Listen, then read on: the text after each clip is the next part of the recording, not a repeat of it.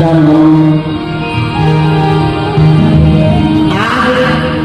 अष्टम दिन में महागौरी की पूजा होती है। यहाँ विराजमान पंडाल में बाहर उपस्थित अथवा संसार टीवी चैनल के माध्यम से जो भी कथा सुन रहे सुनो। आज की पूजा नवरात्रि में अष्टमी को महागौरी की पूजा होती है। किसकी पूजा होती है? महागौरी। अच्छा ये भैया महागौरी कौन है? बरहु शंभुनाथा कुमारी।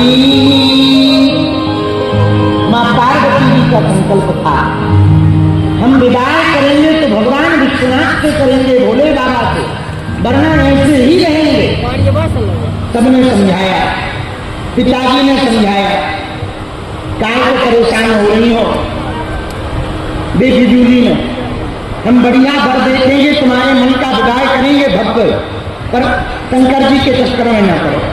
नहीं मानी पार्वती। सप्त ऋषियों ने समझाया, नहीं मानी पार्वती। यहां तक कि स्वयं भोले बाबा ने समझाया, नहीं मानी। तब करते करते पार्वती जी के देह पर धूल चढ़ गई, उमा की देह पर धूल चढ़ गई, शरीर काला पड़ गया, पूरे शरीर में रक्त के ऊपर त्वचा के ऊपर धूल।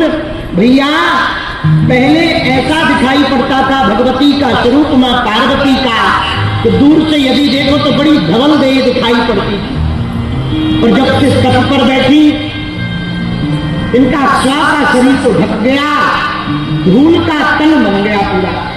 मिट्टी के छोटे छोटे कणों ने पूरे रोमकूपों को भर दिया, रोमों को भर दिया, बालों को भर दिया, मानो काला स्वरूप पड़ गया हो ऐसी दिखाई पड़ने लगी। पर काली है नहीं, स्वरूप जरूर काली का है, पर तन उनका काला नहीं। पर तप करते करते जब रक्त के कण शरीर पर पड़ गए तो दूर से काल स्वरूप में श्याम वर्ण में दिखाई पड़ने लगी। भयंकर रक्त, भयंकर धूल के कण रोमकूपों को, छिद्रों को भर दिए। तब भगवती का जो मूल स्वरूप था वो छिप गया। और कितनी अच्छी बात है, देखो भगवान की शरण में जाकर अपने अस्तित्व को मिटा देने पर ही परमात्मा की प्राप्ति होती है। गुरु की शरण में, भगवान की शरण में यदि आप जाओ तो अपने स्वरूप को मिटाना पाओ, अपने देहाभिमान को मिटाना पाओ, अपने अहम को मिटाना पाओ, तो भगवत प्राप्ति असंभव है। मानो भगवती पार्वती ये संदेश देना चाहती हो कि जब भी परमात्मा, पूर्ण परब्रह्म परमात्मा को प्राप्त करना है, तब स्व का अहम और देहाभिमान दोनों का परित्याग करके बैठना पड़ेगा, तभी महादेव प्रकट होंगे। लेकिन जैसे ही भगवान शंकर प्रकट भये, खूब परीक्षा ली, पार्वती जी नहीं मानी। हम तो विदाई करेंगे तो भोले बाबा से ही करेंगे। तो भगवान शंकर डमरू त्रिशूल लेकर के प्रकट हो गए। हरे हरे देवी जी तुम हमारी परीक्षा में पास हो। तो पार्वती जी बोली महाराज एक बात बताओ, आपने हमारी परीक्षा क्यों ली? शंकर जी बोले हमने बदला लिया। पार्वती जी बोली कौन सा बदला? बोले वाह, जब तुम सती थी तो तुमने हमारे प्रभु राम की परीक्षा ली थी सीता बनकर, अब तुम पार्वती बनकर आई तो हमने तुम्हारी परीक्षा ली के योग्य हो के नहीं। बदला छूट गया, अब तुमसे हम विदाई कर सकते हैं। महाराज जय हो आपकी। अब तैयार हो गई भगवती भी। भगवान शंकर ने कहा देह तो आपकी छिप गई, थोड़ी देर रुको। अपनी जटाओं से गंगा जी को स्मरण किया भगवान शंकर ने, एक अंजलि में गंगा जी को लिया, एक छींटा मारा, पूरे रेत के कण धुल गए, रोमकूप एकदम धवल हो गए, तन एकदम धवल हो गया, शरीर एकदम गौरांग हो गया। भगवान शंकर का भी स्वरूप कैसा? कर्पूर गौरम करुणावतारम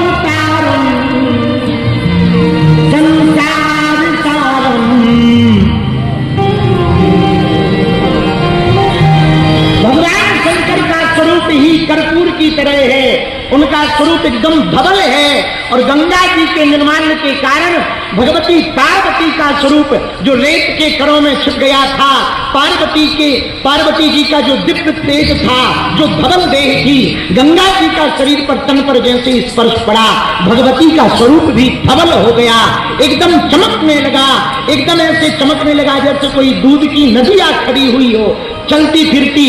ऐसी धवल तेज को ही महागौरी कहा गया है। भगवान शंकर गौरांग कर्पूर गौरम करुणावतारम संसार सारम भुजगेंद्र हारम। तो भगवान शंकर का स्वरूप कर्पूर की तरह है, धवल देह है, तो वो गौरांग है, लेकिन ये महागौरी क्यों? बोले सुनो, ये शक्ति है और दूसरा एक तो तपस्या का तेज, ऊपर से हिमवान के घर पर प्रकट हुई। तो देखो भाई, जो ठंडे प्रदेशों में रहता है वो गोरा रहता है, रहता तो नहीं। अपने देश में अंग्रेज आते, उनकी गोरी चमड़ी रहती, क्यों रहती है बताओ?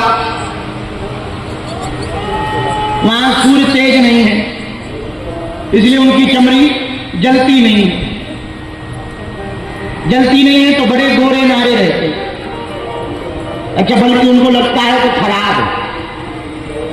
भारतीयों की एक विचित्र आदत है, 100 भारतीय बैठे हों, एक गोरी चमड़ी का अंग्रेज नजर उसी पर रहती है। हाँ, ये भारतीयों की बहुत विचित्र आदत है। एक अंग्रेज बैठ जाए, आ रहा, बोलो देखो तो गुरु जी के अंग्रेज चेला है। अच्छा, 100 भारतीय चेला है, वो कोई नहीं देखा था, एक गोरा चेला हो जाए, हाँ देखो तो मानो अंग्रेज प्रमाण पत्र देते हैं। ये हाल है। तो गोरे क्यों रहते हैं? क्योंकि उनके तन पर सूर्य की रोशनी ज्यादा तेज नहीं पड़ती, इसलिए शरीर उनका धवल रहता है। पर बुरा न मन, तन गोरा तो बहुत लोगों का है, मन किसी किसी का गोरा होता है। हमने एक दिन वीडियो में कहा था, काले नाम से ज्यादा काला मन वाला खतरनाक होता है। काला नाम तो दिखाई भी पड़ता है कि भैया ये काला है, काटेगा, बच लो। काले नाम से ज्यादा काला मन वाला आदमी खतरनाक होता है। बहुत लोगों की चमड़ी तो इतनी गोरी है, मन इतना काला है कि पूरी अमावस्या बनी धरी। हाँ, ऐसे लोगों से सावधान रहना जिनका मन काला हो। अब आपको महाराज हम कैसे पता करें कि इनका मन काला है? जिनकी कथनी और करनी अलग अलग हो, समझ जाना कि काले मन वाले। नहीं आई समझ में? आई समझ में? आई समझ में? नहीं, सुनो, जो कहें कुछ और करें कुछ और, समझ जाना वही काले मन वाले। और जो जो कहें वही करें, समझ जाना ये पक्का आदमी। तो पार्वती जी का धवल दे, क्यों?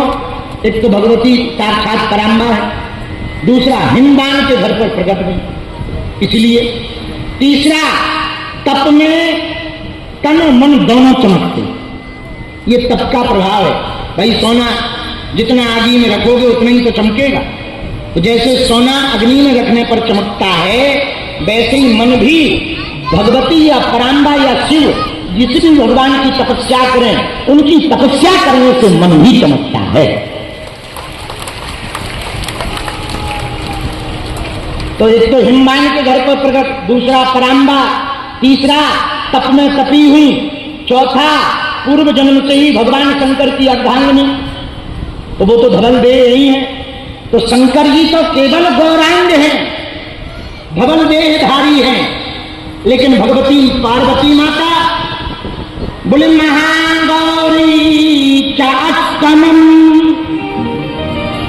ये महागौरांग है, इनका स्वरूप बहुत गौरवर्णीय है, गौरांग नहीं है। गौरी का एक अर्थ ये भी होता, दूसरा भी